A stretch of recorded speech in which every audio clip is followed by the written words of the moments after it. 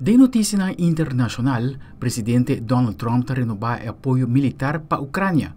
Também, a União Europeia advertiu que o imposto de 30% lo eliminar o comércio transatlântico com Merca. E na Irlanda, expertos acaban de post grande que a autoridade tenta sospechar que tem Hopi Baby dera. Tatiana Arias de CNN tiene informe.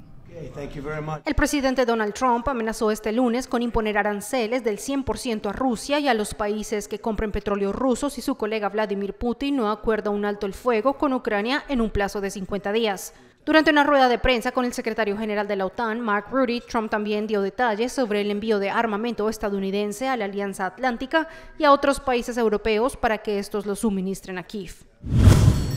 La Unión Europea advirtió que su comercio con Estados Unidos podría verse prácticamente anulado si Washington cumple con la amenaza de imponer un arancel del 30% a las importaciones de productos del bloque. Este lunes, el jefe de comercio de la Unión Europea afirmó que será casi imposible mantener el nivel actual con Estados Unidos si este nuevo arancel se implementa el 1 de agosto, fecha límite estipulada por el presidente Trump. Según el Consejo Europeo, el comercio bilateral de bienes y servicios entre la Unión Europea y Estados Unidos representa casi el 30% del comercio mundial.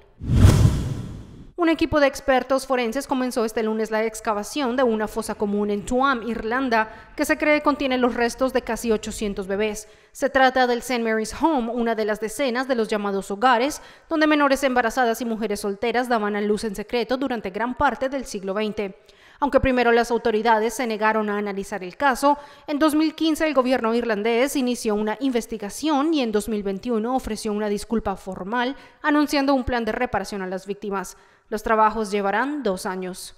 Con las noticias internacionales les informó Tatiana Arias.